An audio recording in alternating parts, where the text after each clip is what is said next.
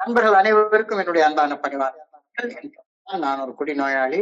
எல்லாம் வல்ல இறைவனோட அருளாலையும் நான் பெற்றுக்கொள்ளக்கூடிய அனுபவம் தெம்பு நம்பிக்கையாலையும் இன்னைக்கு ஒரே ஒரு நாள் நான் குடிக்கல, தெளிவா மன நிறைவா அமைதியா வாழ என்னாலான எல்லா முயற்சிகளையும் செய்து கொண்டிருக்கின்றேன்.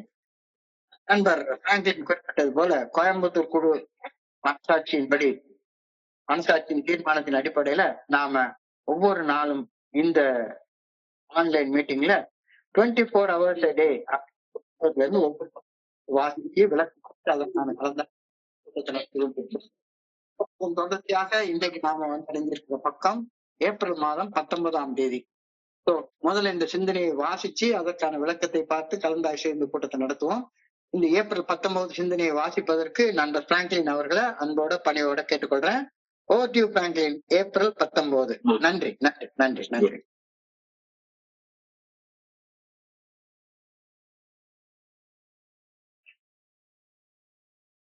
நண்பர்களே, 24 மணித்துளிகள் ஒரு நாள் சிந்தனை ஏப்ரல் 19. ஏஏ தோழமையில் இன்றைய சிந்தனை. மதுவற்ற மனத்தெளிவு தன்மையை என்னுள் கொண்டு வர ஆரம்பித்த நாள் முதல் நான் பல நன்மைகளை என் வாழ்க்கையில் உருவாக்கி கொண்டுள்ளேன். மதுவற்ற மனத்தெளிவுடனான வாழ்க்கையை ஒரு அமைதியான, ஆனந்தமான, நிம்மதியான, நிறைவான வாழ்க்கை என்று என்னால் வர்ணித்து கூற இயலும். நான் என்னுள் நன்மையை உணர்கிறேன். வேலியின் சரியான பக்கத்தில் இருந்து கொண்டு இந்த உலகத்துடன் சரியான உறவு முறையுடன் வாழ்வதை என்னால் உணர முடிகிறது. மன தெளிவுடன் வாழ்க்கையில் நான் எடுக்கும் அனைத்து தீர்மானங்களும் பெரும்பாலும் நல்லவைகளாகவே உள்ளன. தெளிவான வாழ்க்கை வாழ்வது நான் பெறும் நிம்மதி பல சிறிய நல்ல காரியங்களை நான் செய்வதால் உருவாகும் ஒன்றாகும். குடிக்கும் காலத்தில் செய்ய நினைக்காத பல சிறிய நல்ல காரியங்களை இன்று நான் செய்ய விரும்புகிறேன். குடிக்காமல் மனத்தெளிவுடன் வாழ்க்கை வாழ்வதால் நான் நிம்மதியுடனும் நிறைவும் அடைகிறேனா? இன்றைக்கான தியானம். மேல் நோக்கி வளர்ச்சி கண்டு வாழ்வதற்கான பாதை மிகவும் உன்னதம். இறையருள் பேராற்றலுடன் இணைந்து வாழ்வதால் பல அற்புதங்களை வாழ்வில் என்னால் கண்டுகொள்ள முடிகிறது. புனிதமான ஒரு இடத்தில், புனிதமான மௌனத்தில் சொல்லற சும்மா அமர்ந்து இருக்கையில் இறையருள் பேராற்றலுடன் ஒரு மென்மையான நெருக்கம் என்னுள் உருவாகிறது. என் சக மனிதர்களை குறித்து முழுமையாக புரிந்து கொள்ள முடிவதை ஒரு அற்புத உணர்வாக உணர்கிறேன். இந்த மேல் நோக்கிய பயணத்தில் பயணிப்பதற்கு தேவைப்படும் ஆற்றல் அனைத்தும் இறையருள் பேராற்றலிடமிருந்து மட்டுமே வருகிறது. அந்த ஆற்றலுக்காக நான் இறையருள் பேராற்றலிடம் எவ்வித விண்ணப்பமும் செய்ய தேவையே இல்லை. எனக்கு தேவையான அனைத்து ஆற்றலையும் இறையருள் பேராற்றலை அருள்கிறது. நான் தொடர்ந்து மேல் நோக்கிய பயணத்தில் முன்னேறி கொண்டிருக்க வேண்டும் என்ற ஒரே ஒரு நிபந்தனை மட்டுமே எனக்கு விதிக்கப்படுகிறது. இன்றைக்கான பிரார்த்தனை. என் மேல் நோக்கிய பயணத்தில் பல அற்புதமான எல்லைகளை நான் காண வேண்டும் என வேண்டுகிறேன். தொடர்ந்து மேல் நோக்கி பயணித்து ஒரு அபரிமிதமான வாழ்க்கையை நான் வாழ வேண்டும் எனவும் அன்புடன் வேண்டுகிறேன். நன்றி சார். நன்றி நன்றி நன்றி நன்றி பிராங்க்லின். நன்றி பிராங்க்லின். நன்றி. நண்பர்கள் அனைவருக்கும் என்னுடைய அன்பான பணிவான வணக்கங்களை மீண்டும் ஒரு முறை தெரிவித்துக் கொள்றேன். என் பெயர் ஜான். நான் ஒரு குடிநோயாளி. எல்லாம் வல்ல இறைவனோட அருளாலையும் தோழமையில இணைந்து செயல்படுவதால் நான் பெற்றுக்கொள்ளக்கூடிய அனுபவம் தெம்பு நம்பிக்கையாலேயும் இன்னைக்கு ஒரே ஒரு நாள் நான் குடிக்கல, தெளிவா மன நிறைவா அமைதியா வாழ என்னாலான எல்லா முயற்சிகளையும் செய்து கொண்டிருக்கின்றேன். நேற்றைக்கு ஏப்ரல் 18 வாசிக்கப்பட்ட சிந்தனையில கூறப்பட்ட ஒரு கருத்து, அந்த கருத்து சுருக்கம் என்னன்னு பார்த்தோம்னா, மது குடிக்கணும், சாராயம் குடிக்கணும், மது அருந்த வேண்டும் என்ற அதிதீவிர மன வெறிய மனசுக்குள்ளாரையும் அந்த அதிதீவிர மன வெறியால உந்தப்பட்டு மதுவை குடிச்சு மது போதைய உடலுக்குள்ளாரையும் செலுத்தியதுக்கு அப்புறமாக நிகழ்ந்த விளைவுகள் எல்லாமே தீய விளைவுகள் தான் அப்படின்றத உணர்ந்து ஒப்புக்கொள்கின்றேனா அப்படின்ற கேள்விதான் நேற்று கேட்கப்பட்டிருக்கிறது. தீமை செஞ்சா தீயது நடக்கும். சோ மது குடிக்கிறது எனக்குள்ளார தீமையை விளைவிக்குது அப்படின்றத உணர்ந்து ஒப்புக்கொண்டேனா அப்படின்ற கேள்விதான் நேற்றைக்கு கேட்கப்பட்டிருந்தது. தீமையை விதைச்சா தீமையை மட்டும்தான் அறுவடை செய்ய முடியும் அப்படின்ற கருத்தின் அடிப்படையில் நேற்றுக்கு சிந்திச்சோம். தீமையை விதைச்சா தீமையை மட்டும்தான் அறுவடை செய்ய முடியும் அப்படின்ற கருத்தின் அடிப்படையில் நேற்றுக்கு சிந்திச்சோம். இன்னைக்கு அதே சிந்தனைய நெகட்டிவா இல்லாம பாசிட்டிவாக வேறொரு கோணத்துல சிந்திக்க இருக்கிறோம். தீமையை விதைச்சா தீமையை மட்டும்தான் அறுவடை செய்ய முடியும் அப்படின்றது மாதிரி நன்மையை விதைச்சா நன்மையை மட்டும்தான் அறுவடை செய்ய முடியும் அப்படின்ற கருத்தின் அடிப்படையில் இன்னைக்கு சிந்திச்சு பார்க்க அழைக்கப்படுகின்றோம். நல்லதை விதைச்சா நல்லது மட்டும்தான் விளையும். இப்ப ஒரே ஒரு சிந்தனைய நான் நண்பர்கள் மத்தியில வைக்க விரும்புறேன். இந்த சொப்ரைட்டி அப்படின்ற வார்த்தை, சொப்ரைட்டின்ற ஆங்கில சொல். நான் சத்தியமா சொல்றேன், எனக்கு கொஞ்சம் இங்கிலீஷ் படிச்சிருக்கேன், இங்கிலீஷ் மீடியத்துல தான் படிச்சேன். ஆனா இந்த சொப்ரைட்டின்ற வார்த்தையை நான் கேட்டதே கிடையாது. இந்த வார்த்தையை பத்தி கேள்விப்பட்டதே கிடையாது. சொப்ரைட்டினா என்னன்னு எனக்கு தெரியாது. தோழமையில வந்து இணையறதுக்கு முன்னால சொப்ரைட்டி அப்படின்ற வார்த்தையை நான் கேள்விப்பட்டதே கிடையாது. இந்த வார்த்தை தெரியல அப்படின்ன சொப்ரைட்டி அப்படின்ற வார்த்தை அந்த ஆங்கில சொல்லுக்கு என்ன அர்த்தம் அப்படின்னு டிக்ஷனரி எடுத்து பாக்குறேன். ஆட்சி சொல்லார் அகராதி எடுத்து தேடி பார்த்து சொப்ரைட்டினா என்ன அப்படின்னு தெரிஞ்சுக்க பாக்குறேன். சொப்ரைட்டினா என்ன? எல்லா டிக்ஷனரியும் ஒரே ஒரு மீனிங் தான் போட்டிருக்கு. என்ன மீனிங் போட்டா சொப்ரைட்டி அப்படின்றா உடல் அளவுல மது போதையற்ற நிதானம் அப்படின்னு தான் போட்டிருக்கு. உடம்பளவுல போதை இல்லாம நிதானமா இருக்கிறது, அதைத்தான் சொப்ரைட்டி அப்படின்னு போட்டிருக்கு. சொப்ரைட்டிக்கு நிதானம், உடல் அளவிலான நிதானம் அப்படின்னா அர்த்தம் போட்டிருக்கு.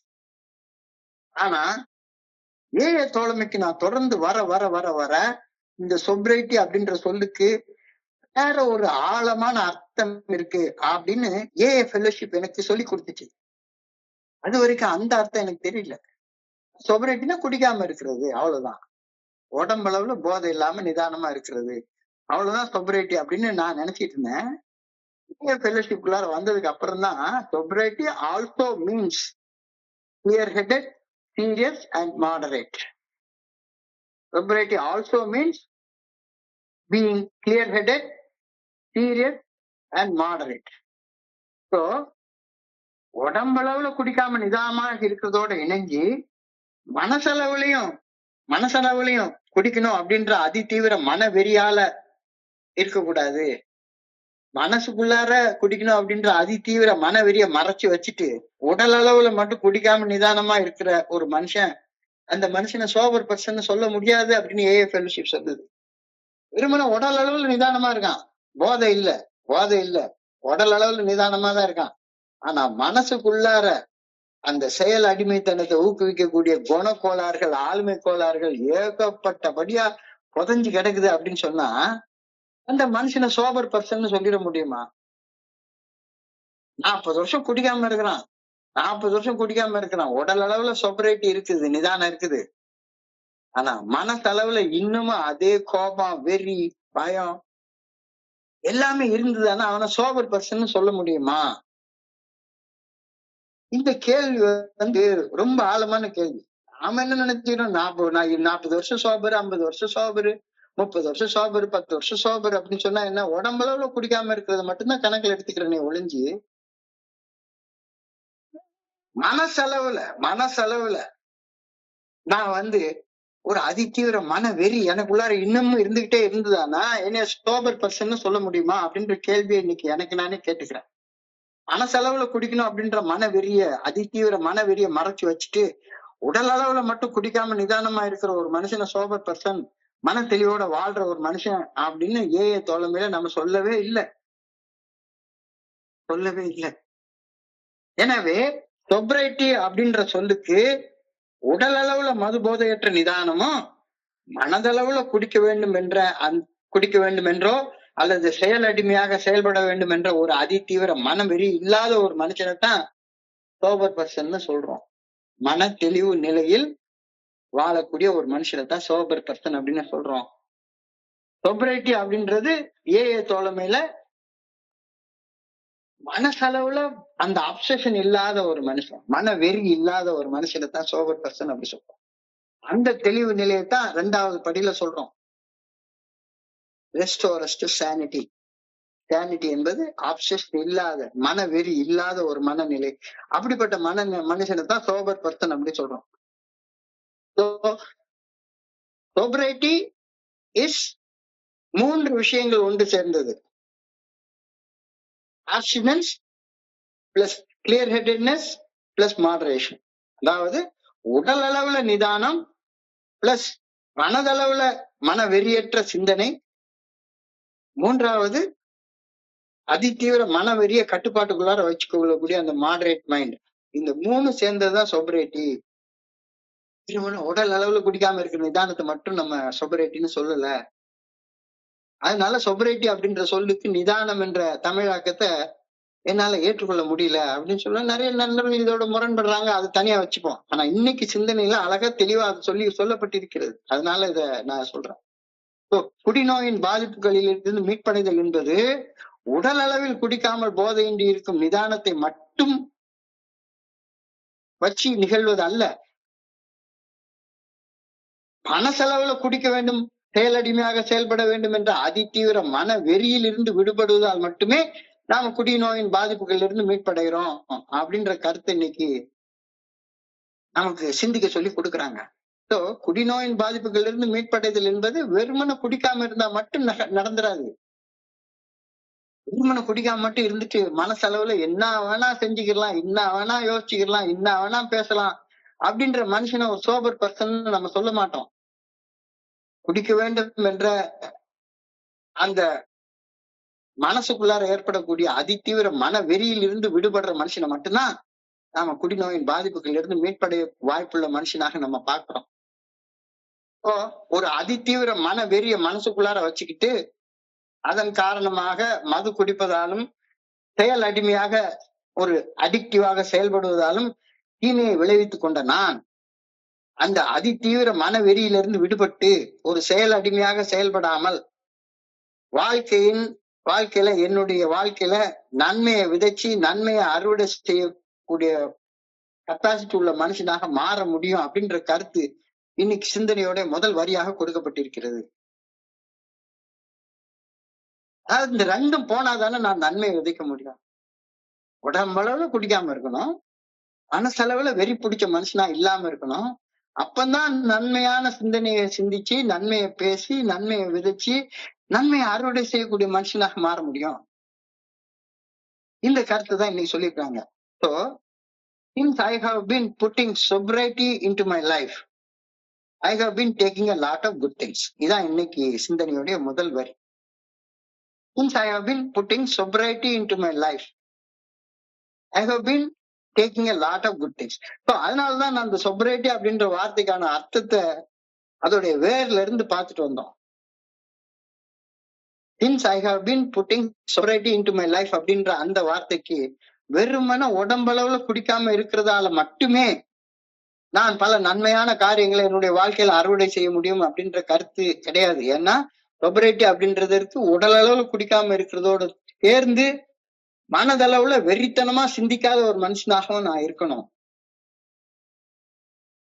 Since I have been putting sobriety in my life, வெறித்தனமான சிந்தனையை என்னுடைய மனசுல இருந்து எடுத்ததுக்கு அப்புறமாக நான் என்னுடைய வாழ்க்கையில நல்ல சிந்தனைகளை சிந்திச்சு நல்ல செயல்களை செய்து நன்மையை விதைச்சு பல நல்ல விளைவுகளை அறுவடை செய்ய ஆரம்பிக்கிறேன் அப்படின்ற கருத்தை இன்னைக்கு முதல் வரியாக சொல்லியிருக்கிறாங்க. சோ மன தெளிவுடன் மது அருந்தாமல் வாழ ஆரம்பித்த அந்த நாள், அந்த முதல் நாள், அன்னையில இருந்து நான் என்னுடைய வாழ்க்கையில பல பல நன்மைகளை எனக்குள்ளார உருவாக்கி கொள்ள ஆரம்பிக்கிறேன். அதிதீவிர மன வெறி தீமையை விதைத்து தீமையை அறுவடை செய்ய வைத்தது. எனக்குள்ளார அதிதீவிர எப்ப பார்த்தாலும் சரிதான் அதிதீவிரமாக கோபம், பயம், பொறாம, சந்தேகம், காமம் இதெல்லாம் இருக்கிற நேரத்துல அந்த அதிதீவிர மன வெறியோட கூடிய சிந்தனைகள், பேச்சுக்கள், செயல்கள் தீமையை விதைச்சு தீமையை அறுவடை செய்ய வச்சது போல நிதானமான மன தெளிவு, அதாவது மது போதை இல்லாத நிதானம், அதோட இணைந்த மன வெறி இல்லாத சிந்தனை, இது நன்மையை விதைத்து நன்மையை அறுவடை செய்ய வைக்குது அப்படின்ற கருத்தை இன்னைக்கு இந்த சொல்லியிருக்காங்க. இந்த மன தெளிவுடனான அந்த சொபரேட்டிய ஒரு வகையான அமைதியான நிறைவாக என்னால வர்ணிச்சு சொல்ல முடியும் அப்படின்ற கருத்து இன்னைக்கு சிந்தனையோட 2வது வரியாக சொல்லப்பட்டிருக்கிறது. I can best describe sobriety as a best kind of quiet satisfaction. Quiet satisfaction, அமைதியான நிறைவு. எனக்குள்ளார இப்போ எதுவுமே லேக்கிங்கா இல்ல. ஒரு அன்பான மனைவி, அன்பான பிள்ளைகள், தேவைக்கு பணம், மனசுல வெறி பிடிச்ச சிந்தனை இல்ல, உடம்புலயும் வெறி பிடிச்ச அந்த இன்டாக்சிகேஷன் இல்ல. So I can best describe sobriety as a kind of quiet satisfaction. அமைதியான நிறைவு அப்படின்னு sobriety என்னால சொல்ல முடியும் மதுவற்ற மன தெளிவுடனான வாழ்க்கைய ஒரு அமைதியான, ஆனந்தமான, நிம்மதியான, நிறைவான வாழ்க்கை என்று இன்னைக்கு என்னால கூற முடிகிறதா? இன்னைக்கு நான் வாழக்கூடிய இந்த சோபரான வாழ்க்கை, மன வெறி இல்லாத வாழ்க்கை, நிதானமான வாழ்க்கை, அது போதை இல்லாம வாழ்க்கை, தள்ளாடி தள்ளாடி நடக்காத வாழ்க்கை, இது ஒரு அமைதியான, ஆனந்தமான, நிம்மதியான, நிறைவான வாழ்க்கைன்னு என்னால சொல்ல முடியுதா? மிகப்பெரிய கேள்வி, மிகப்பெரிய கேள்வி.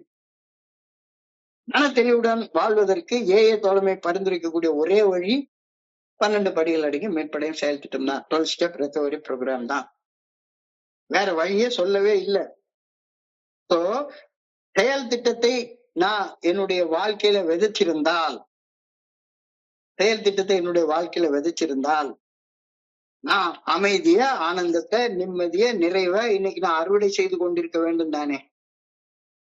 அப்ப இன்னைக்கு நான் என்னால அமைதிய, ஆனந்தத்தை, நிம்மதிய, நிறைவ அறுவடை செய்ய முடியல அப்படின்னு சொன்னா, நான் விதைக்கிற நேரத்துல ஊர்வலி போயிட்டேன், சரியான விதைக்கல அப்படின்னு தானே அர்த்தம். சப்போஸ் இன்னைக்கு நான் ஆனந்தத்தை, நிம்மதிய, நிறைவு, அமைதிய அறுவடை செய்ய முடியவில்லை என்றால், நான் இன்னும் விதைக்கவே ஆரம்பிக்கல அப்படின்னு தானே அர்த்தம். இல்ல சார், ஏஏ மீட்டிங்ல நான் ஏஏக்கு இப்ப ரொம்ப வருஷம் ஆயிடுச்சு, என்னால இன்னைக்கு அமைதியா இருக்க முடியல, ஆனந்தமாக இருக்க முடியல, நிம்மதியா இருக்க முடியல, நிறைவை உணர முடியல அப்படின்னா என்ன அர்த்தம்? நான் விதைக்கவே ஆரம்பிக்கல. ஏன்னா விதைச்சதுதானே முளைக்கும். எனக்கு வரல. ஆனா இன்னொருத்தருடைய வாழ்க்கையில அது நடக்குதுன்னா அவர் விதைச்சிருக்கிறாரு, அறுவடை பண்றாரு. நீ விதைக்கவே இல்லைன்னா உனக்கு இன்னும் அறுவடைக்கான நேரம் வரவே இல்லை. விதைச்சிருந்தேன்னா விதைச்சது முளைச்சு அறுவடைக்கு தயாராக இருந்திருக்க வேண்டும் தானே. I should have felt good.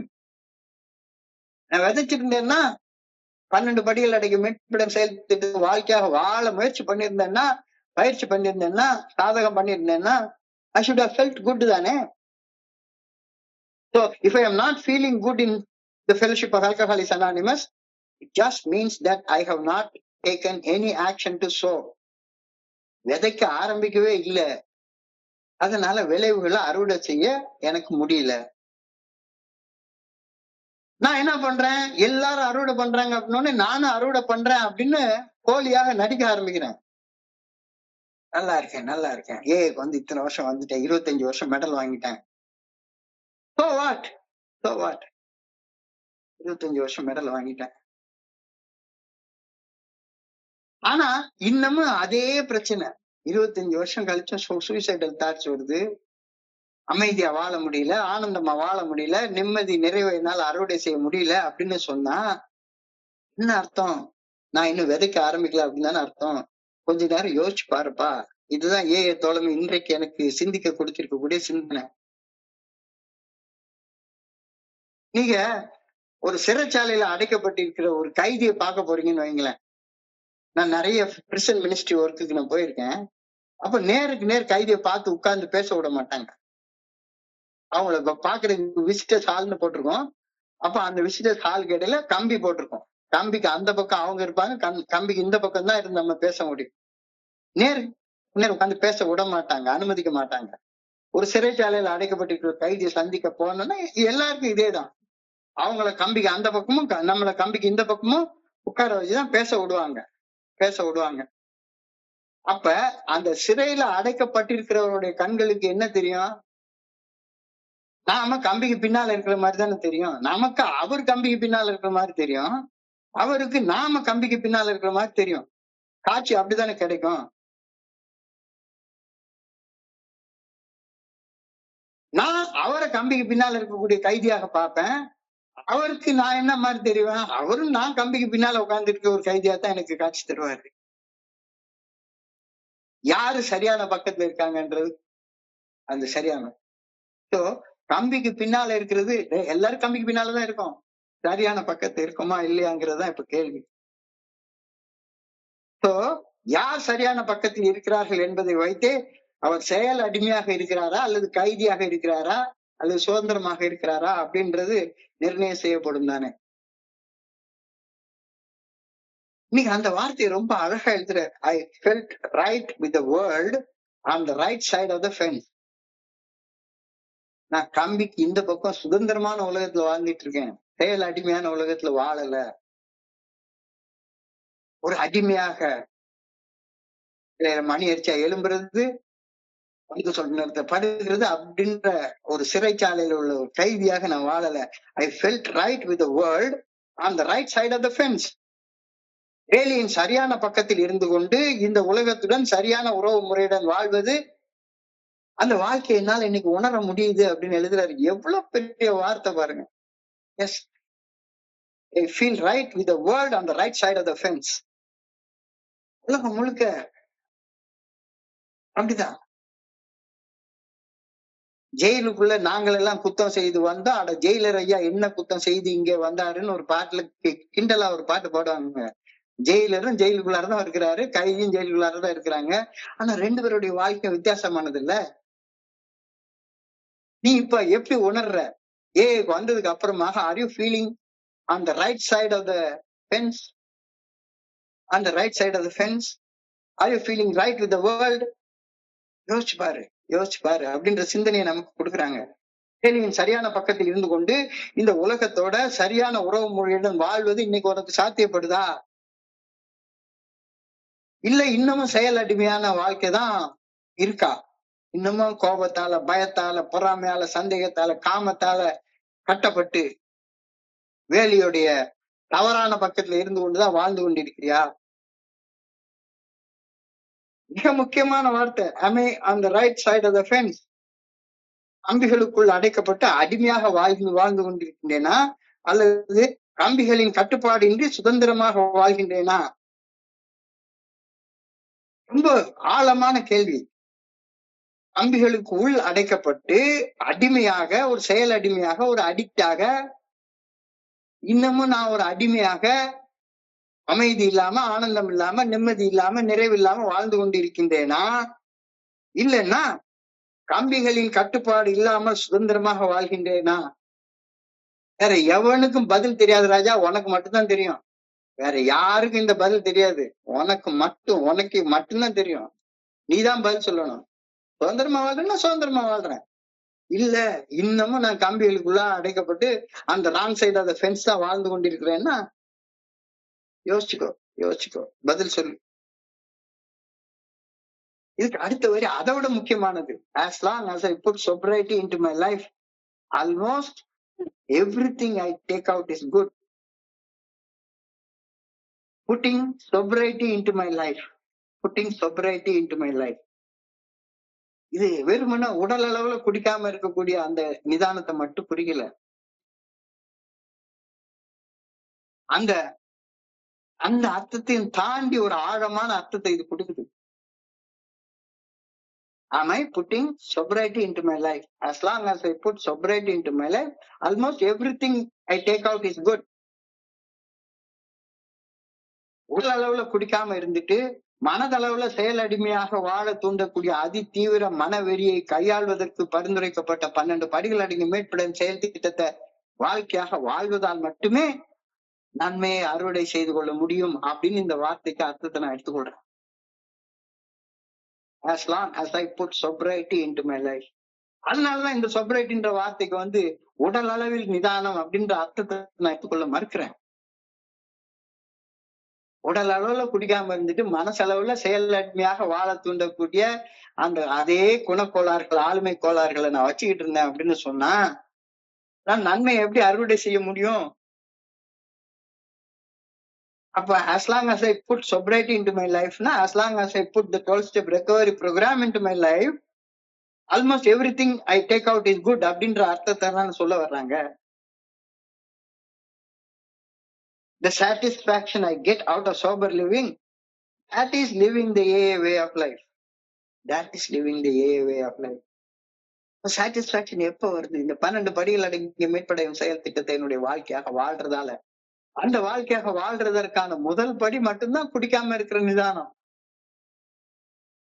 குடிக்காம இருக்கிற நிதானத்தை நான் அடைஞ்சிட்டேன், சோபரேட்டி ஆயிட்டேன், நிதானமா இருக்கேன், நீ பாட்டுக்கு வாய்க்கிலேயே சொல்லிட்டு அடைஞ்சிட்டு உள்ளுக்குள்ளார முழுக்க அதே அதி தீவிர மன வெறியோட இருந்துட்டு இருந்தேன்னா நீ சிறைச்சாலையில கம்பிக்கு அந்த பக்கம் ராங் சைட்ல தானே இருக்க, கம்பிக்கு ரைட் சைடுக்கு இன்னும் வரல. satisfaction I get out of sober living is the living of a way of life. That is the life suggested in the 12-step recovery program. And that life is made up of very small things. பெரிய வானத்தை villa வளைக்கிற வேலையெல்லாம் சொல்லி கொடுக்கல. இன்னைக்கு ஒரு நாள் குடிக்காத, இன்னைக்கு ஒரு நாள் பயப்படாத, இன்னைக்கு ஒரு நாள் கோவப்படாத, இன்னைக்கு ஒரு நாள் பொறாமப்படாத, இன்னைக்கு ஒரே ஒரு நாள் சந்தேகப்படாத, இன்னைக்கு ஒரு நாள் பேராசையில கடந்து எல்லாத்தையும் அள்ளிட்டு அலையாத, இன்னைக்கு ஒரு நாள் காமத்தை கட்டுப்பாட்டுக்குள்ளார வச்சுக்கோ, இன்னைக்கு ஒரு நாள் ஆணவத்தை கட்டுப்பாட்டுக்குள்ளார வச்சுக்கோ, இன்னைக்கு ஒரு நாள் செல்ஃப் பிட்டிய கல்வி இறக்கத்தை கட்டுப்பாட்டுக்குள்ளார வச்சுக்கோ. சோபர் லிவிங் மன வெறியின்றி சுதந்திரமாக வாழ்வது அப்படின்னு தானே அர்த்தம். சோபர் லிவிங்னா குடிக்காம வாழ்றதுன்ற அர்த்தம் கிடையாது. சோபர் லிவிங் என்றால் மன வெறி இல்லாமல் சுதந்திரமாக வாழ்றது. இன்னைக்கு ஒரு நாள் குடிக்காம இருக்கிறதுனால, இன்னைக்கு ஒரு நாள் சின்ன சின்ன விஷயத்துக்கு கோவப்படாம இருக்கிறதுனால, இன்னைக்கு ஒரு நாள் சின்ன சின்ன விஷயங்களுக்கு பயப்படாம இருக்கிறதுனால, சின்ன சின்ன விஷயங்களுக்கெல்லாம் காம வசப்படாம இருக்கிறதுனால, இத ரொம்ப ஆழமாக சிந்திச்சு பார்க்க வேண்டிய இடம். சோபர் லிவிங், சின்ன வார்த்தை, லிவிங் சோபர். இந்த லிவிங் சோபர்ன்ற புக்க ரொம்ப நாளைக்கு முன்னாலேயே நான் தமிழாக்கம் பண்ணி வச்சிருந்தேன். ரொம்ப நாளைக்கு முன்னாலேயே ஒரு சின்ன வார்த்தை, அதுல ஒரு நண்பர் நிதானமாக வாழ்தல்னா அதுக்கு அர்த்தம் போடணும் அப்படின்னு அவர் எங்க இருந்தோ டிக்ஷனரியில பார்த்து அர்த்தம் சொல்லிட்டு இருந்தாரு. இல்ல மன தெளிவுடன் வாழ்தல் அப்படின்னு நான் சொல்றேன். அவர் இல்ல குடிக்காம வாழ்றதுதான் சோபரேட்டி, குடிக்காம இருந்தா போதும், குடிதான் எனக்கு பிரச்சனை. குடி பிரச்சனை சின்ன பிரச்சனை. இப்போ குடி பிரச்சனை உன்னுடைய குணக்கோளாறுகளால வெளியே தெரியக்கூடிய சின்ன வெளிப்பாடு மட்டும்தான், டிப் ஆஃப் த ஐஸ்பர்க் மட்டும்தான். பெரிய பனி மலை உள்ளுக்குள்ளார அமுங்கி கிடக்குது. மனவெறி ஆப்சேஷன் அதுதான் டிசீஸ்.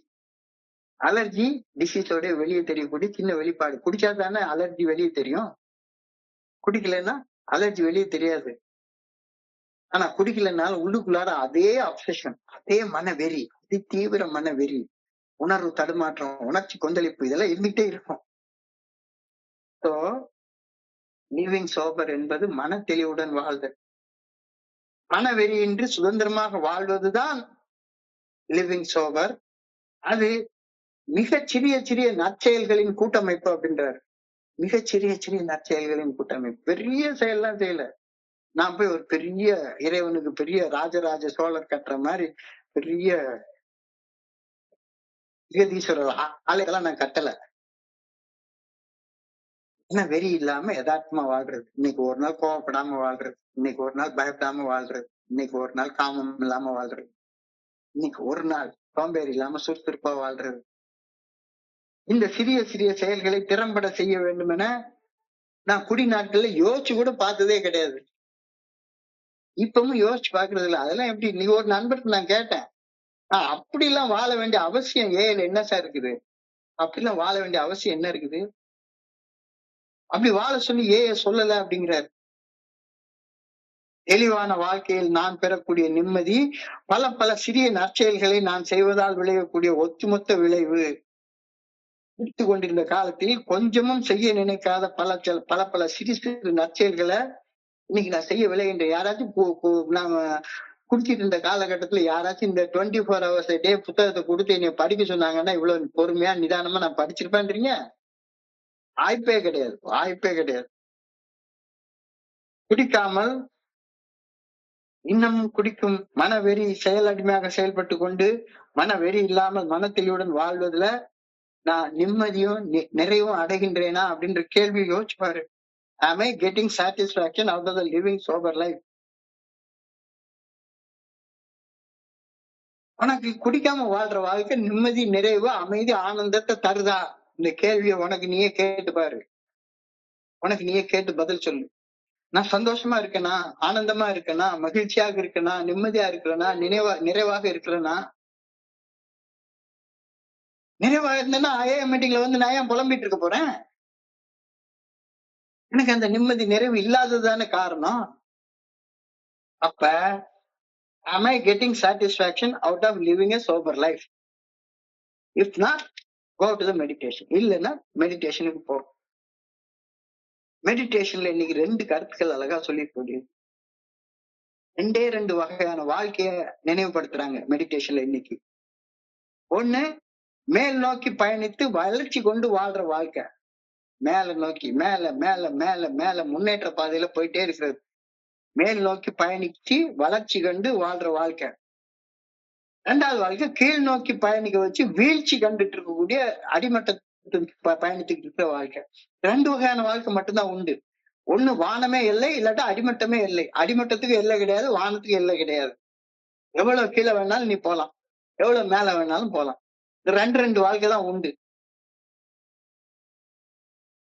உயரம் ஃபாஸ்ட் பேஸ்ல இந்த உலகம் சுத்திட்டே இருக்குது. இந்த உலகம் மாறிக்கிட்டே இருக்குது. நிலை மாறிக்கொண்டே இருக்கக்கூடிய உலகம். இந்த உலகத்துல நான் வளராம, நான் ஒண்ணு ஏல குடிக்கல, ஆனா எந்த வகையான வளர்ச்சியும் இல்ல, 12 படிகள் அடங்கி மீட் டைம் செயல் திட்டத்தை வாழ வேண்டிய அவசியம் எல்லாம் எனக்கு இல்ல அப்படின்னு சொல்லி ஸ்டாக்னேட் ஆகி தேக்கம் அடைஞ்சு நின்று இருந்தா அது கீழே நோக்கி வளர்றது அப்படின்ற வார்த்தை தான். ஏன்னா உலகம் சுத்திக்கிட்டே இருக்குது, உலகம் வளர்ந்து கொண்டே இருக்குது. இந்த வளர்ந்து கொண்டே இருக்கிற உலகத்துல அதோட சேர்ந்து நீயும் வளராம இருந்த அப்படின்னு சொன்னா நீ வீழ்ச்சி அடைகிற பாதையில பயணிச்சுட்டு இருக்கேன்னு அர்த்தமாகும். இப்போ மேல் நோக்கி பயணிச்சு வளர்ற வாழ்க்கை ஒரு அற்புதமான உன்னதமான வாழ்க்கை. இது ஏஐ தோழமை பரிந்துரைக்கக்கூடிய 12 படிகள் அடங்கிய மீட்படையும் செயல் திட்டத்தை உறுதியாக நம்பி அந்த செயல் திட்டத்தை வாழ்க்கையாக வாழ்றதால கிடைக்கக்கூடிய நல்ல விளைவு. அதான் முன்னேற்றம். இந்த வழிமுறைகளை பின்பற்றியதன் பலனாக அப்படின்னு சொல்லி அழகா சொல்றாங்க. இந்த வழிமுறைகளை பின்பற்றியதன் பலனாக நான் ஒரு தன்னுணர்வு பெற்றேன், என்னுடைய பழுதுகளை நீக்கிக் கொண்டேன். இப்ப இதுக்கு நேர் எதிர்மாறான வாழ்க்கை குடிச்சு வாழ்ந்து குடிநோய் வாழ்க்கை. ஏஐல இன்னமும் குடிக்காம குடிச்சு வாழ்ந்த அதே வாழ்க்கையை தான் நான் வாழ்ந்து கொண்டிருக்கிறேனா? இல்ல இல்ல இல்ல. There are wonderful discoveries in the realm of the spirit. AI தோழமை பரிந்துரைக்கும் 12 படிகள் அடங்கிய மீட்படையும் செயல் திட்டத்தை பின்பற்றி வாழும் முன்னேற்ற வாழ்க்கை ஆற்றல் மிகுந்த வாழ்க்கை, சக்தி மிகுந்த வாழ்க்கை.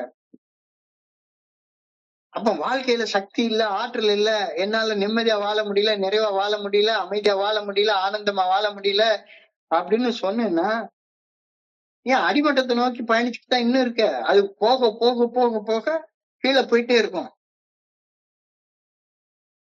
இந்த 12 படிகள் அடங்கிய மீட்படையும் செயல் திட்டத்தை வாழ்க்கையா வாழ்ற வாழ்க்கையில மட்டும்தான் இறையருள் பேராற்றலோட ஒரு உன்னதமான தொடர்பை உணர்ந்து அந்த ஆற்றலோட என்னால வாழ முடியும்.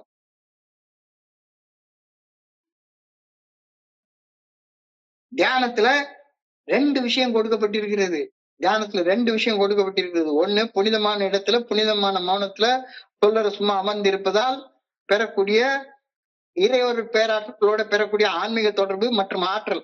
Quite times of communication with God. அமைதியாக இறையொரு பேராற்றலுடைய நல்ல ஒழுங்கான வழிகாட்டுதலோடு தொடர்பு கொள்ளக்கூடிய நேரம் அந்த தியானிக்கிற நேரம். அந்த அதே தியானத்துல என்னுடைய சக மனிதர்களை புரிந்து கொள்ளும் ஒப்பற்ற ஆற்றலையும் நான் பெற்றுக்கொள்கின்றேன். Amazing and incomprehensible understanding of my fellow men. இது 2ஆம் வளர்ச்சி. இப்போ 2 இடத்துல வளர்றோம். ஒண்ணு, இறைவனை புரிந்து கொள்ளக்கூடிய அந்த புரிதல்ல வளர்றோம். God as I understood him. இறைவனோட உள்ளார்ந்த தொடர்பை வளர்த்து கொள்ள முயற்சிக்கிறோம். 2வது, தியானத்துல உட்கார்ந்து இருக்கிறப்ப மனசுல இருக்கிற அழுக்கெல்லாம் போறதுனால சக மனிதர்களை புரிந்து கொள்ளும் ஒப்பற்ற அந்த ஆற்றலையும் நாம் பெற்றுக்கொள்கின்றோம். Amazing, amazing and incomprehensible understanding of our fellow human beings. இது 2. இது 2மே கிடைக்குது. இந்த 2 எனக்கு கிடைக்குதா? On the upward path only I can have all the strength I need from my higher power. மேல போனா மட்டும்தான், மேல நேற்றையோட இன்னைக்கு முன்னேறி வாழ்ந்தா மட்டும்தான் என்னுடைய இறையருள் பேராற்றலிடமிருந்து தேவைப்படக்கூடிய சக்தியை ஆற்றலை என்னால பெற்றுக்கொள்ள முடியும். வெறுமன வாயால வடை சுட்டுட்டு உட்கார்ந்து இருந்தா ஒண்ணுமே நடக்காது. வெறுமன வாயால வார்த்தையால கேட்டா மட்டும் அந்த ஆற்றல் கிடைக்காது. I cannot demand. வெறுமன வாயால நான் பிரார்த்தனை பண்ணிட்டு எனக்கு கொடு அப்படின்லாம் கேட்க முடியாது. வெறுமன வாயால வடை சுட வாய்ப்பே கிடையாது. வெறுமன வாயால வார்த்தையால கேட்டு மட்டும் அந்த ஆற்றல் கிடைக்காது. 12 படிகள் அடங்கிய மீட்படையும் செயல் திட்டத்தை வாழ்க்கையாக வாழ்ந்து மேல் நோக்கி பயணிக்கிற பயணத்தை வாழ்ந்தா மட்டும்தான் அந்த ஆற்றல் கிடைக்கும். இல்லாட்டி பண்ண கிடைக்காது. I cannot make demands for getting the strength of God. எதை செய்யறேன்னா அதுதான் எனக்கு கிடைக்க போகுது. எதை விதைக்கிறேன்னா அதான் அறுக்க போறேன். So God gives all the power I need as long as I am moving on the upward path. நான் கீழே அடிமட்டத்தை நோக்கி வீழ்ச்சி பாதையில போயிட்டு இருந்தேன்னா அதுக்கு கடவுளுடைய ஆற்றல் தேவையில்லை. என்னுடைய மனசுடைய ஆற்றல் போதும். ஒண்ணுமே தேவையில்லை. அது வாட்டி என்னை கீழே கொண்டு அடிமட்டத்துல கொண்டு நரகத்துல நாத்தம் பிடிச்ச இடத்துல கொண்டே விட்டுரும். ஆனா நான் மேல் நோக்கி பயணிக்கிற பயணத்துல மட்டும்தான் இறைவனுடைய ஆற்றல் எனக்கு இலவசமாக கிடைச்சிக்கிட்டே இருக்கும். இலவசமா கிடைக்கணும்னா என்ன? நான் மேல் நோக்கி பயணிக்கிற அந்த பயணத்தை தேர்ந்தெடுக்கணும். 2 வகையான பயணங்கள் இருக்கு. ஒண்ணு மேல் நோக்கி பயணிக்கிற பயணம், இன்னொன்னு கீழ் நோக்கி பயணிக்கிற பயணம். இந்த கீழ் நோக்கி பயணிக்கிற பயணத்தை தான் ஆட்டோமேட்டிக்கா என்னுடைய மனுஷ அறிவு தேடுது. அழகா சொல்லுவாரு, லா ஆஃப் கிராவிட்டி, என்ன கீழே நோக்கி போறது. எனக்கு ஆண்டவன் கொடுத்திருக்கிற உயிர் சத்த லா ஆஃப் கிராவிட்டில என் பாட்டுக்கு கீழே வெளியே தள்ளி விட்டுட்டே இருக்கிறது. சிவன் சொத்தை குல நாசம் பண்ற மாதிரி எல்லாத்தையும் வெளியே தள்ளிட்டே இருக்கிறது. இல்ல மேல் நோக்கிய பயணம், மூலாதாரத்துல இருக்கிறது மூளைக்கு ஏத்துற பயணம். மூலாதாரத்துல இருக்கிறது மூளைக்கு ஏத்துற பயணம். 2வது வகையான பயணம். எதை தேர்ந்தெடுக்கிற யோசிச்சுக்கோ. I pray that I may see the beautiful horizons ahead on the upward journey. இந்த upward journeyல அவ்வளவு அழகான ஒரு விஷயங்கள்லாம் இருக்குது. ஆனா எனக்கு குடி வாழ்க்கையில இருக்கக்கூடிய போதை தான் எல்லாமே சரின்னு தோணிட்டு இருந்தது. என் மேல் நோக்கிய பயணத்தில் பல அற்புதமான எல்லைகளை நான் காண வேண்டும் என ஆண்டவா உண்மை பணியோடு வேண்டிக் கொள்கின்றேன் அப்படின்ற பிரேயர் எனக்கு கொடுத்துருக்காங்க. I pray that I may keep going forward to the more abundant life. தொடர்ந்து மேல் நோக்கி பயணித்து ஒரு அபரிமிதமான வாழ்க்கைய, வாழ்வாங்கு வாழக்கூடிய வாழ்க்கையை நான் வாழ வேண்டும் என அன்போடு வேண்டிக் கொள்கின்றேன். எந்த வாழ்க்கை வேணும்? உன்னுடைய சக்தியை உபயோகிச்சு நீ கீழே போலாம், இல்ல மேல போனேன்னா ஆண்டவனுடைய சக்தி ஆட்டோமேட்டிக்கா கிடைக்கும் அப்படின்றாங்க. எந்த வாழ்க்கையை நீ தேர்ந்தெடுக்கிற? எனக்கு மேல நோக்கி போறதுக்கு சக்தி கிடையாது, அது என்னால முடியாது. ஆனா நீ போகணும்ன்ற விருப்பத்தை அறம் செய்ய விரும்பிட்டா போதும், அறம் செய்யறது தானா நடந்துரும். இன்னைக்கு கொடுக்கப்பட்ட சிந்தனையை சுருக்கமா பார்த்தா, தீமையை விதைச்சா தீமை மட்டும்தான் அறுவடை செய்ய முடியும்ன்ற கருத்தை நேற்றுக்கு பார்த்தோம். நன்மையை விதைச்சா நன்மையை மட்டும் அறுவடை செய்ய முடியும் அப்படின்ற கருத்தின் அடிப்படையில இன்னைக்கு சிந்திக்க இருக்கிறோம். மறுபடியும் சொபரேட்டிங்கிறது வெறுமனே குடிக்காம இருக்கிறதுன்னு மட்டும் நினைக்காதீங்க. சொபரேட்டி என்பது குடிக்காம இருக்கிறது தாண்டி குடிக்கணும் அப்படின்ற மன வெறிய, செயலடிமையாக செயல்படணும் அப்படின்ற மன வெறிய, தீவிர பயத்தை, கோபத்தை, பொறாமைய, சந்தேகத்தை, காமத்தை விளக்குறதுலதான் சொபரேட்டி இருக்கு. என்னுடைய ஆளுமை கோளாறுகளை நீக்கிறதுலதான் சொபரேட்டி இருக்கு. குடிநோயின் பாதிப்புகள் இருந்து மீட்படைதல் என்பது உடல் அளவில் குடிக்காமல் போதையின்றி இருக்கும் நிதானத்தால் மட்டும் நிகழ்வது அல்ல, மனதளவில் குடிக்க வேண்டும், செயலடிமையாக செயல்பட வேண்டும் என்ற அதி தீவிர மன வெறியில் இருந்து விடுபடுவதால் மட்டுமே நாம குடிநோயின் பாதிப்புகள் இருந்து மீட்படைய முடியும். மன தெளிவுடன் மது அருந்தாமல் வாழ ஆரம்பித்த அந்த நாள்ல இருந்து இந்த மேல் நோக்கிய பயணம் ஆரம்பிக்கும். மதுவற்ற மன தெளிவுடனான வாழ்க்கைய ஒரு அமைதியான, நிம்மதியான, ஆனந்தமான, மன நிறைவுடனான வாழ்க்கை அப்படின்னு என்னால சொல்ல முடியுதா? இல்ல இன்னமும் அதே புலம்பல் கேஸா தான் நான் இருந்துட்டு இருக்கேனா? யோசிச்சு பார்க்க சொல்லி சொல்றாங்க. நீ 12 படிகள் அடிக்கும் மீட்புடைய செயல் திட்டத்தை வாழ்க்கையாக வாழ்ந்திருந்தேன்னா யூ ஹேவ் ஃபெல்ட் குட் தானே, நன்மையை உணர்ந்திருக்கணும் தானே. அப்ப நன்மையை உணர முடியல அப்படின்னா நீ இன்னும் விதைக்கவே ஆரம்பிக்கல அப்படின்னு தானே அர்த்தம். 12 படிகள் அடையும் மீட்படையும் செயல் திட்டத்தை விதைக்கவே ஆரம்பிக்கலன்னு தானே அர்த்தம். நீ சிறைச்சாலையில கம்பிகளுக்கு பின்னால இருக்கியா, கம்பிகளை விட்டு விடுபட்டு வெளியே இருக்கியா? நீயே பதில் சொல்லு. சிறைச்சாலையில எந்த பக்கத்துல இருக்கிற? Are you feeling right with the world on the right side of the fence? Are you feeling right with the world on the right side of the fence? எவ்வளவு ஆழமான அர்த்தம் நிறைந்த வார்த்தைகள் பாருங்க. Am I on the right side of the fence? கம்பிகளுக்கு பின்னால் அடைக்கப்பட்டு அடிமையாக வாழ்ந்து கொண்டிருக்கிறேனா, அல்லது கம்பிகளின் கட்டுப்பாடு இல்லாம செயல் அடிமையாக இல்லாம, கோபம் இல்லாம, பயம் இல்லாம, பொறாமை இல்லாம, சந்தேகம் இல்லாம, காமம் இல்லாம சுதந்திர மனுஷனாக வாழ்ந்து கொண்டிருக்கிறேன்னா யோசிச்சு சொல்லு. As long as you put sobriety into your life, almost everything you take is good. Pudding sobriety into your lifeனா என்ன அர்த்தம்? வெறுமனே குடிக்காம இருக்கிறது மட்டும் இல்ல, குடிக்க தூண்டுற அந்த மனவெறியை அகற்றுறது. மனவெறி அகற்றுறதுக்கு பரிந்துரைக்கப்பட்ட 12 படிகள் அடங்கிய மீட்படையும் செயல் திட்டத்தை வாழ்க்கையில போடுறதுதான் pudding sobriety into your life அப்படின்னு அர்த்தம். sober living, மன தெளிவின்றி சுதந்திரமாக வாழ்வது என்பது மிக மிக மிக சிறிய சிறிய சிறிய நற்செயல்கள், அதோடைய கூட்டமைப்பு தான் sobriety அப்படின்னு சொல்றாங்க. இன்னைக்கு ஒரு நாள் குடிக்கல, இன்னைக்கு ஒரு நாள் பயப்படல, இன்னைக்கு ஒரு நாள் கோவப்படல, இன்னைக்கு ஒரு நாள் பொறாமப்படல, இன்னைக்கு ஒரு நாள் காம ரீதியான தப்புகள் செய்யல, இன்னைக்கு ஒரு நாள் பெருந்தீனி திங்கல, இன்னைக்கு ஒரு நாள் சோம்பேறியா படுத்து தூங்கல, கொடிய பாவங்களையும் இன்னைக்கு நான் செய்யல, இந்த சிறிய சிறிய செயல்களை திறம்பட செய்ய வேண்டும் என்று நான் குடி நாட்கள்ல நினைச்சு கூட பார்த்ததே கிடையாது. என்னத்தை திங்கிறோம், எவ்வளவு நேரம் தூங்குறோம், இதெல்லாம் தெரியவே தெரியாது எனக்கு. தெளிவான வாழ்க்கையில நான் பெறக்கூடிய நிம்மதி பல பல சிறிய சிறிய நற்செயல்களை நான் செய்வதால் விளையக்கூடிய ஒட்டுமொத்த விளைவு. குடிச்சிட்டு இருந்த காலத்துல எனக்கு அதெல்லாம் தெரியவே தெரியாது. Am I getting satisfaction? Living sober. Satisfaction கிடைக்கலன்னா என்ன, நீ கீழ் நோக்கி பயணிச்சிட்டு இருக்கேன்னு அர்த்தம். மேல் நோக்கி பயணிக்கிற வளர்ச்சி இன்னும் வரலன்னு அர்த்தம். வாழ்க்கையை 2 வகையில தான் ஒண்ணு வாழ முடியும். ஒண்ணு மேல் நோக்கி பயணிக்கிற பயணம், இன்னொன்னு கீழ் நோக்கி பயணிக்கிற பயணம். மேல் நோக்கி பயணிக்கிற பயணம் முன்னேற்றம், கீழ் நோக்கி பயணிக்கிற பயணம் வீழ்ச்சி, அடிமட்டத்தை நோக்கி. அடிமட்டத்துக்கு எல்லையே கிடையாது, வானத்துக்கு எல்லையே கிடையாது. நீ எங்க கீழ் நோக்கி பயணிக்கிறதுக்கு இறைவனுடைய ஆற்றல் தேவையே கிடையாது. மேல் நோக்கி பயணிக்கிற பயணத்துக்கு இறைவனுடைய ஆற்றல் தேவை. There are wonderful discoveries in the realm of the spirit. மேல் நோக்கிய பயணத்துல ஏகப்பட்ட விஷயங்கள் இருக்கு. பெரியவங்க எல்லாம் சொல்லி வச்சிருக்காங்க. On the upward path only I can have the strength of God. On the upward path only I can have all the strength I need from my higher power. அப்ப வெறுமன வாயால வடை சுட்டுட்டு உட்கார்ந்து இருக்காத, வார்த்தையால மட்டும் கேட்டா அது கிடைக்காது. வாழ்க்கையாக வாழணும். 12 படிகள் அடங்கி மீட்படையும் செயல் திட்டத்தை வாழ்க்கையாக வாழ்ந்து மேல் நோக்கி பயணிக்கிற பயணத்தை வாழ்ந்தா மட்டும்தான் அந்த ஆற்றல் கிடைக்கும். இந்த பயணத்துக்கு இறைவனுடைய ஆற்றலை நீ டிமாண்ட் பண்ணி எல்லாம் கேட்க முடியாது. மேல் நோக்கி பயணிக்க விரும்பினா போதும், அந்த ஆற்றல் உனக்கு கிடைச்சிடும்.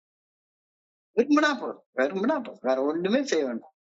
ஆண்டவா, நான் கீழே நோக்கி போயிட்டே இருக்கிறேன், கீழே நோக்கி வெறுமனே எங்கெங்க எனக்கு என்னுடைய சாட்டிஸ்பாக்சனுக்குள்ள வேலைகளை மட்டும்தான் செஞ்சுட்டு இருக்கிறேன், இல்ல நான் மேல நோக்கி போகணும் அப்படின்னு நீ விரும்பிட்டா போதும், ஆண்டவனுடைய ஆற்றல் தானா கிடைச்சிடும். You cannot demand God's energy. விரும்பத்தான் முடியும். மேல நோக்கி பயணிக்கணும் நீ விரும்பிட்டேன்னா போதும், அது உனக்கு கிடைக்கும். அதை தொடர்ந்து பிரேயர் கொடுத்திருக்காங்க. I pray that I may see the beautiful horizons again ahead of my upward journey. என் மேல் நோக்கிய பயணத்தில் பல அற்புதமான எல்லைகளை நான் காண வேண்டும் என ஆண்டவா உண்மை பணியோடு கேட்டுக்கிறேன். I pray that I may keep going forward on the more abundant life. தொடர்ந்து மேல் நோக்கி பயணித்து ஒரு அபரிமிதமான வாழ்க்கைய வாழ்வாங்கு வாழக்கூடிய வாழ்க்கையை நான் வாழ வேண்டும் என அன்போடு வேண்டிக்கிறேன் அப்படின்னு அழகான ஒரு சிந்தனையை கொடுத்திருக்கிறாரு. மிக அற்புதமான சிந்தனை. இந்த அழகான ஆழமுள்ள சிந்தனையை படிக்கிறப்ப என் மனதை கடந்த இந்த சிந்தனைகளை உங்க கூட பகிர்ந்து கொள்ள இந்த நல்ல வாய்ப்பு உருவாக்கி கொடுத்து இந்த குழுவிற்கு என்னுடைய மிக பணிவான நன்றிகளை தெரிவித்து சொல்றேன். இதுவரைக்கும் பொறுமையாக கேட்ட ஒவ்வொரு நண்பருக்கும் என்னுடைய பணிவான நன்றிகள். இந்த இரவு பொழுது நண்பர்களுக்கு இனிமையான இரவாக அமைய இறைவனை பணிவோட வேண்டிக் கொள்கின்றேன். நன்றி நன்றி நன்றி நன்றி நன்றி நன்றி நன்றி. வாழ்க வையகம், வாழ்க வளமுடன். Thank you so much. Thank you so much. Thank you so much. Over to you, Pradeep. Thank you. Thank you.